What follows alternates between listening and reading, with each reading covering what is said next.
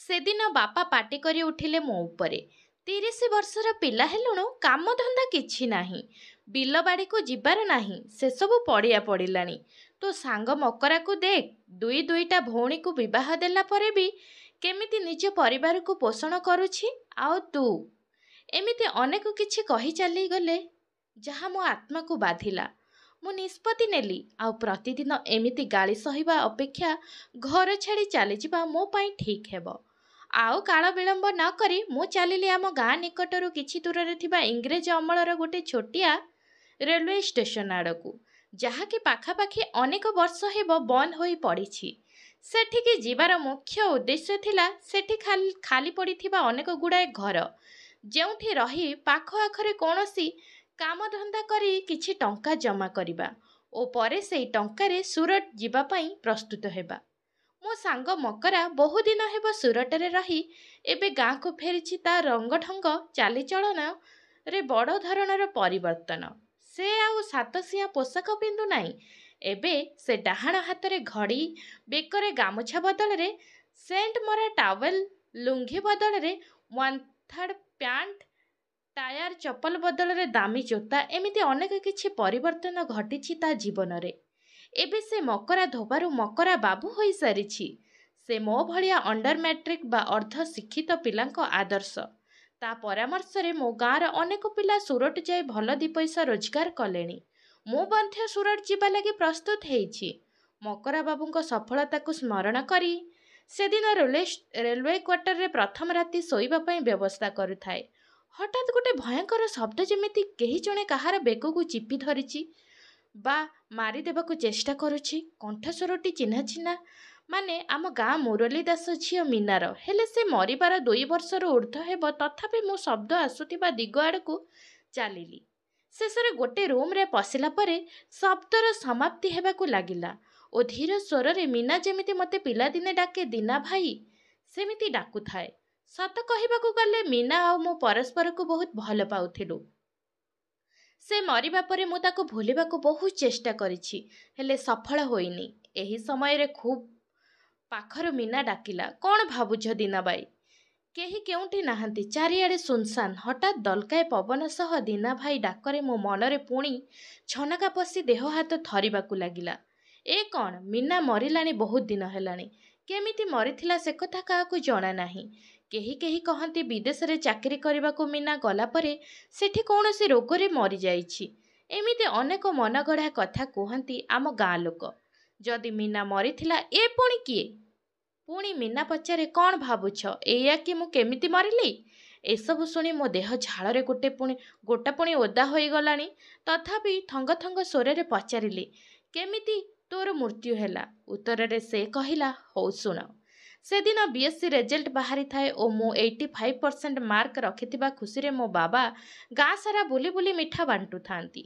ମାମା ମୋର କହିଲା, ଆଲୋ ମା ମୀନା, ରଘୁ ଭାଇ ଘରେ ତୁ ନିଜେ ଯାଇ ମିଠା ଦେଇ ଏ ଖୁସି ଖବର ଜଣେଇବୁ। ସେ ତୋ ପାଠପଢ଼ା ପାଇଁ ବହୁତ କିଛି ଅର୍ଥ ସାହାଯ୍ୟ କରିଛନ୍ତି। ନହେଲେ ତୋ ବାପା ରିକ୍ସା ଚଳାଇ କ'ଣ ତୋତେ ଏତେ ପାଠ ପଢ଼ାଇ ପାରିଥାନ୍ତେ? ହଁ ମାମା, ଦେଲୁ ମିଠା ପ୍ୟାକେଟଟି, ମୁଁ ଯାଉଛି, ଶୀଘ୍ର ଦେଇ ଆସିଲେ ପୁଣି ଦୀନା ଭାଇଙ୍କ ଘରକୁ ଯିବି। ତାପରେ ମୁଁ ମିଠା ଧରି ପହଞ୍ଚିଲି ରଘୁ ଭାଇଙ୍କ ଘରେ। ରଘୁ ଭାଇ, ମୁଁ ମୀନା, କବାଟ ଖୋଲ। ସେପଟୁ ରଘୁ ଭାଇ, ହଁ ମୀନା, ମୁଁ ଶୁଣିଛି ତୁ BScରେ ଭଲ ନମ୍ବର ରଖିଛୁ, ତୁ ଆମ ଗାଁର ନାଁ ରଖିବୁ। ଶୁଣ ମୀନା, ତୋ ଲାଗି ମୁଁ ଆଜି ହାଇଦ୍ରାବାଦର ହିଟେକ୍ କମ୍ପାନୀରେ ଗୋଟେ ମ୍ୟାନେଜର ପୋଷ୍ଟରେ ଭଲ ଚାକିରିଟିଏ ଠିକ୍ କରିଛି। ଦରମା 35,000 ଟଙ୍କା ମାସକୁ। ତୁ ଆସନ୍ତାକାଲି ଯିବା ଲାଗି ପ୍ରସ୍ତୁତ ହେବୁ। ମୁଁ କିଛି କହିବା ଆଗରୁ ରଘୁ ଭାଇ ସବୁ କହିସାରିଥିଲେ।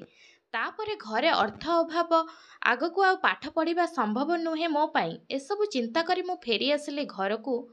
ହଁ, ସେଦିନ ବି ମୁଁ ତୁମକୁ ଦୀନା ଭାଇ ଦେଖା କରି ପାରିନାହିଁ।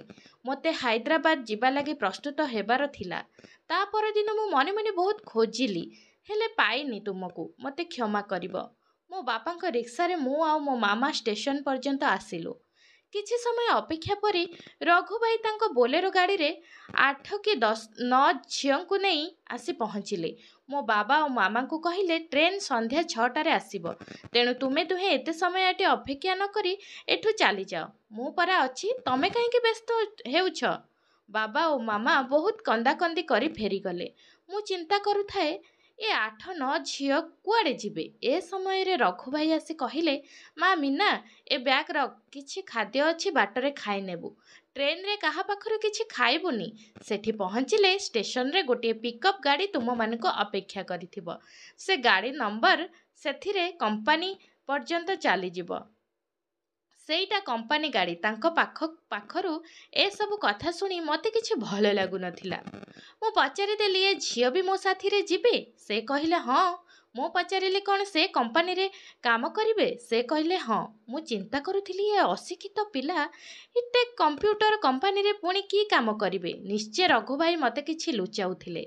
ତେଣୁ ମୋ ସହିତ ଯିବା ପାଇଁ ଆସିଥିବା ଝିଅଙ୍କ ମଧ୍ୟରୁ ଜଣକୁ ମୁଁ ପଚାରିଲି, ଆଚ୍ଛା, ତୁମେ କ'ଣ ପାଇଁ ହାଇଦ୍ରାବାଦ ଯାଉଛ? ସେ କହିଲା, ମୁଁ ଜାଣିନି। ରଘୁଭାଇ ମୋ ବାପାଙ୍କୁ 1 ଲକ୍ଷ ଟଙ୍କା ଦେଇ ମୋତେ ଆଣିଛନ୍ତି। ସେ ଯେଉଁ କାମ ସେଠାରେ ଦେବେ ସେ କାମ ମୁଁ କରିବି। ଏହା ଶୁଣି ମୋ ଛାତିର ସ୍ପନ୍ଦନ ବଢ଼ିବାକୁ ଲାଗିଲା। ମୁଁ ଦେଖୁଥାଏ କିଛି ଦୂରରେ ରଘୁଭାଇ କାହା ସହିତ ଫୋନରେ କିଛି ଗୋଟେ ସିକ୍ରେଟ୍ କଥା ହେଉଥିବାର। ତେଣୁ ଏହାର ସୁଯୋଗ ନେଇ ଷ୍ଟେସନ ପାଖରେ ଥିବା ଦୋକାନକୁ ଗଲି। ଏକ ପାଣି ବୋତଲ କିଣିଲି। ରଘୁଭାଇଙ୍କ ନଜର କିନ୍ତୁ ମୋ ଉପରେ ଥାଏ। ଦୋକାନୀକୁ ଟଙ୍କା ବଢ଼ାଇ ଦେଇ ପାଣି ପିଇଲି। ଦୋକାନୀ ଭାଇ ଜଣକ ସେ ବଳକା ଟଙ୍କାକୁ ଫେରସ୍ତ ଦେଇ କହିଲେ, ଝିଅ, ଗୋଟେ କଥା ପଚାରିବି, ଖରାପ ଭାବିବୁନି। ମୁଁ କହିଲି, କୁହନ୍ତୁ, ଏଥିରେ ଖରାପ ଭାବିବାର କିଛି ନାହିଁ। ସେ କହିଲେ, ତମେ ଶିକ୍ଷିତ ପିଲା ପରି ଜଣାଯାଉଛ, ହେଲେ ସେ ରଘୁ ଦଲାଲ ସହ କୁଆଡ଼େ ଯାଉଛ?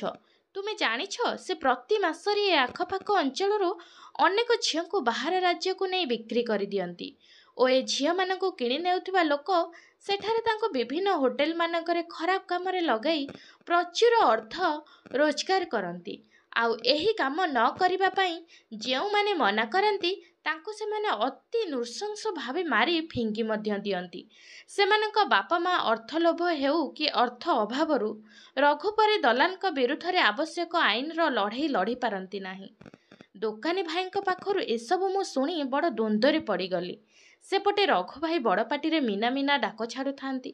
ମୁଁ ଆଉ କିଛି ଚିନ୍ତା ନ କରି ଏକ ନିଶ୍ୱାସରେ ଦୌଡ଼ି ଆସିଲି ଏଇ ବନ୍ଦ ପଡ଼ିଥିବା ଷ୍ଟେସନ ଆଡ଼କୁ। ଆଉ ମୋ ପଛରେ ଦୌଡ଼ୁଥାନ୍ତି ରଘୁଭାଇଙ୍କ ସହଯୋଗୀମାନେ। ଆଉ ତାଙ୍କୁ ବିରୋଧ କରିବା ବଦଳରେ ଏ ସଭ୍ୟ ସମାଜର ପୁରୁଷମାନେ ହାତରେ ଚୁଡ଼ି ପିନ୍ଧି ମୁହଁ ଲୁଚାଇ ବସିଥିଲେ ଷ୍ଟେସନ କଡ଼ରେ ପଡ଼ିଥିବା ସେଇ ଚେୟାର ଉପରେ। ମୁଁ ଦୌଡ଼ି ଦୌଡ଼ି ଶେଷରେ ହାରିଗଲି। ରଘୁଭାଇ ମୋ ହାତକୁ ବାନ୍ଧି ଏହି ରୁମ୍ରେ ପକାଇଦେଲା ଆଉ କହିଲା, ତୁ ସବୁ ସତ ଜାଣିସାରିଛୁ। ତୋତେ ଛାଡ଼ିଲେ ମୋର ଅସଲ ମୁଖା ଖୋଲିଯିବ। ତେଣୁ ତତେ ଆଉ ବଞ୍ଚିବାର ସୁଯୋଗ ଦିଆଯିବନି। ସେମାନେ ମୋତେ 2 ଦିନ ଶାରୀରିକ ଅତ୍ୟାଚାର କରି ମୋ ଦେହକୁ ଦଳି ମକଚି ଶେଷରେ ମୋ ଗଳା ଚିପି ହତ୍ୟା କଲେ। ହତ୍ୟା କରିବା ଦିନର ଭିଡ଼ିଓ ସେ ଦୋକାନୀ ଭାଇ ଜଣକ ତାଙ୍କ ଫୋନରେ ସୁଟିଂ କରିଥିଲେ। ତେଣୁ ତାଙ୍କୁ ମଧ୍ୟ ହତ୍ୟା କରି ଏହି ପାଖରେ ଥିବା କୂଅ ମଧ୍ୟରେ ଆମ୍ଭ ଦୁହିଁଙ୍କ ଶବକୁ ପକାଇ ଦେଇଥିଲେ। ଆଉ ସେମାନେ ତରତରରେ ଫୋନର ଲକ୍ ଖୋଲି ନ ପାରି ଏହି କୂଅରେ ତାକୁ ପକାଇ ଏଠୁ ଚାଲି ଯାଇଥିଲେ। ଦୀନା ଭାଇ, କ'ଣ ଭାବୁଛ? ତମେ ଚାହିଁଲେ ମୋତେ ନ୍ୟାୟ ମିଳିବ। ଆଉ ଏ ଭଦ୍ର ମୁଖା ପିନ୍ଧା ସଭ୍ୟ ସମାଜରେ ନିଜର କାୟା ବିସ୍ତାର କରିଥିବା ରଘୁ ଆଉ ତାର ସହଯୋଗୀମାନେ ଉଚିତ ଦଣ୍ଡ ପାଇଲେ ଯାଇ ମୋର ଆତ୍ମାର ମୁକ୍ତି ହେବ। ଏହାପରେ ସେ ରୁମ୍ ଭିତରେ ପୁରା ନୀରବ ହୋଇଗଲା। ମୁଁ ଯେତେ ମିନା ମିନା ଡାକିଲେ ଆଉ କିଛି ଉତ୍ତର ନଥିଲା। ସେତେବେଳକୁ ରାତି ପାଖାପାଖି 2ଟା ହେଇଥିବ। ମୋ ଦେହ ଝାଳରେ ସେତେବେଳକୁ ଗୋଟାପଣ ଓଦା। ସେ ରୁମ୍ରୁ ବାହାରକୁ ଆସି ଦେଖେ ତ କିଛି ଦୂରରେ ଏକ ଲାଇଟ୍ ଜଳୁଥିବାର। ଏହା ଦେଖି ମନରେ ଟିକେ ସାହସ ବାନ୍ଧି ସେଠାକୁ ଗଲି। ସେଠାରେ ଦେଖିଲି ଜଣେ ବୁଢ଼ା ଲୋକ ପଦାକୁ ପରିସ୍ରା କରିବା ପାଇଁ ଉଠିଥିଲା। ସେ ମୋତେ ଦେଖି ପଚାରିଲା, ଏ ପୁଅ, ତୁ ଏତେ ରାତିରେ କ'ଣ କରୁଛୁ? ମୁଁ କାନ୍ଦ କାନ୍ଦ ସ୍ୱରରେ ମୋ ସହ ଆଜି ଆମ ଘରେ ଯାହା ଘଟିଥିଲା କହିଲା ପରେ ଆଉ ମୁଁ ରାଗି ଆସିବାର କାରଣ ଜାଣି ବୁଢ଼ା ବହୁତ ହସିଥିଲା ଆଉ ମୋତେ ତା ଘର ଭିତରକୁ ନେଇ କିଛି ଖାଇବାକୁ ଦେଇ କହିଲା, ପୁଅ ତୁ ଶୋଇପଡ଼େ, ସକାଳେ ହେଲେ ତତେ ନେଇ ତୋ ଘରେ ଛାଡ଼ି ଆସିବି। ମୁଁ ହଁ ମାରି ବୁଢ଼ା ଦେଇଥିବା ଖାଦ୍ୟକୁ ମହା ଆନନ୍ଦରେ ଖାଇକି ଶୋଇଲି। ରାତିରେ ମଧ୍ୟ ଭଲ ନିଦ ହେଉନଥାଏ। ମନ ଭିତରଟା ପ୍ରତିଶୋଧ ପରାୟଣ ହୋଇ ଉଠୁଥାଏ। ସେତେବେଳକୁ ମିନା କଥା ଶୁଣି କଡ଼ ଲେଉଟାଇ ଲେଉଟାଇ ଶେଷରେ ରାତି ପାହିଲା। ମୁଁ ଉଠି ଘର ବାହାରକୁ ଗଲି ଆଉ ସେ ବୁଢ଼ାକୁ ପଚାରିଲି ସେ ବନ୍ଦ ହୋଇ ପଡ଼ିଥିବା ରେଲୱେ ଷ୍ଟେସନ ବିଷୟରେ। ବୁଢ଼ା ହଠାତ୍ ଚମକି ପଡ଼ିଲା ଆଉ କହିଲା, କ'ଣ ପାଇଁ? ତୋର ଇଚ୍ଛା ସେ ନିଆଁ ଲଗା ବଂଶବୁଡ଼ା ରେଲୱେ ଷ୍ଟେସନ ବିଷୟରେ ଜାଣିବା ପାଇଁ? ମୁଁ ଉତ୍ତରରେ କହିଲି, ଏମିତି ଜଷ୍ଟ ପଚାରିଦେଲି। ବୁଢ଼ା କିନ୍ତୁ କାନ୍ଦି କାନ୍ଦି ଘର ଭିତରକୁ ଚାଲିଗଲା। ତେବେ କ'ଣ ପାଇଁ ବୁଢ଼ା କାନ୍ଦିଲା ତାହାର କାରଣ ଜାଣିବା ପାଇଁ ମୁଁ ମଧ୍ୟ ବୁଢ଼ା ପଛେ ପଛେ ସେ ଘର ଭିତରକୁ ଚାଲିଗଲି। ଆଉ ଦେଖିଲି ବୁଢ଼ା ଜଣେ ଯୁବକର ଫଟୋକୁ ଧରି ଅନବରତ ଭାବେ କାନ୍ଦି ଚାଲିଛି। ମୁଁ ବୁଢ଼ାରେ ଲୁହକୁ ପୋଛି କ'ଣ ହୋଇଛି ବୋଲି ପଚାରିବାରୁ ବୁଢ଼ା କହିଲା କି ଏ ପୁଅ ମୋର 2 ବର୍ଷ ତଳେ ଏଇ ରେଲୱେ ଷ୍ଟେସନରେ ଏକ ଦୋକାନ କରି ଭଲ 2 ପଇସା ରୋଜଗାର କରି ଘର ଚଳାଉଥିଲା। ହଠାତ୍ କ'ଣ ହେଲା କେଜାଣି ସେହି ଷ୍ଟେସନରୁ କୁଆଡ଼େ ଚାଲିଗଲା। ଆଜି ପର୍ଯ୍ୟନ୍ତ ତାର ଆସିବାର ନାଁ ନାହିଁ। ସେ ଯିବାର କିଛି ଦିନ ପରେ ତା ମା ତାକୁ ଝୁରି ଝୁରି ଆରପାରିକୁ ଚାଲିଗଲା। ମୁଁ ମଧ୍ୟ ବହୁତ ଖୋଜାଖୋଜି କରି ଶେଷରେ ନିରୁପାୟ ହୋଇ ଏଇଠି ତା ଫେରିବା ବାଟକୁ ଅପେକ୍ଷା କରିଛି। ଗତ ରାତିରେ ମୀନା କହୁଥିବା ଦୋକାନୀ କଥା ମୋର ମନେ ପଡ଼ିଗଲା। ତେଣୁ ମୋ ସହିତ ଯାହା ଘଟଣା କାଲି ରାତିରେ ଷ୍ଟେସନ ଭିତରେ ଘଟିଥିଲା ବୁଢ଼ାକୁ ଗୋଟି ଗୋଟି କରି କହିଲି। ଆଉ ବୁଢ଼ାକୁ ଧରି ଚାଲିଲି ହରିପୁର ଥାନାକୁ। ଥାନାରେ ଆମେ ଦୁହେଁ ପହଞ୍ଚି ଥାନା ବାବୁଙ୍କୁ ସବୁ କଥା କହିଲୁ। ପ୍ରଥମେ ସେ ଆମ କଥା ବିଶ୍ୱାସ ଯାଉନଥିଲେ, କିନ୍ତୁ ବୁଢ଼ା ଲୋକର କାନ୍ଦ ଦେଖି ସେ ଏକ ସାଇଣ୍ଟିଫିକ୍ ଟିମ୍ ଧରି ଆମ ସହ ସେଇ ରେଲୱେ ଷ୍ଟେସନରେ ପହଞ୍ଚିଲେ।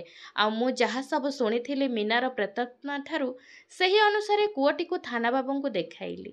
ସେ ସାଙ୍ଗେ ସାଙ୍ଗେ ଏକ ପାଣି ପମ୍ପ ମଗାଇ କୂଅକୁ ଶୁଖାଇ ତା ମଧ୍ୟରୁ 2ଟି ମଣିଷ କଙ୍କାଳ ଓ ଏକ ମୋବାଇଲ ଫୋନ୍ ଉଦ୍ଧାର କରି ଫେରିଗଲେ ପୋଲିସ ହେଡ୍କ୍ୱାର୍ଟରକୁ। ମୁଁ ସେ ବୁଢ଼ା ଲୋକଟିକୁ ନେଇ ଆମ ଘରକୁ ଫେରି ଆସିଲୁ। ଘରେ ମୋତେ ଖୋଜାଖୋଜି କରି ନ ପାଇବାରୁ ଗୋଟେ ଦିନ ହେବ ଠିକ୍ରେ ଖିଆପିଆ ନାହିଁ ଆମ ଘରେ। ଏବେ ପୁଅକୁ ପାଖରେ ପାଇ ସମସ୍ତେ ଭାବବିହ୍ୱଳ ହୋଇ ମୋତେ ଅନେକ ଗାଳି ଦେଲେ। ପରେ ମୋ ପାଖରୁ ସମସ୍ତ କଥା ବୁଝିସାରି ସମସ୍ତେ ସ୍ତବ୍ଧ ହୋଇଗଲେ। ମୀନାର ବାପା ମା ମଧ୍ୟ ଘଟଣା ବିଷୟରେ ଜାଣିସାରିବା ପରେ ରଘୁ ଦଲାଲ ନାମରେ ହରିପୁର ଥାନାରେ ଏକ ଲିଖିତ ଅଭିଯୋଗ ଦାଖଲ କଲେ, ଯାହା କିଛି ଦିନ ମଧ୍ୟରେ ତଦନ୍ତ କରାଯାଇ ଭାରତୀୟ ପିଙ୍ଗଳ କୋଡ୍ର ଧାରା 376 ଦୁଷ୍କର୍ମ, 302 ହତ୍ୟା ଓ ହତ୍ୟା କରି ପ୍ରମାଣ ନଷ୍ଟ କରିବା ଅଭିଯୋଗରେ ରଘୁ ଓ ତାର ସହଯୋଗୀ ସମେତ ମୋଟ 6 ଜଣଙ୍କୁ ମୃତ୍ୟୁଦଣ୍ଡରେ ଦଣ୍ଡିତ କରାଗଲା।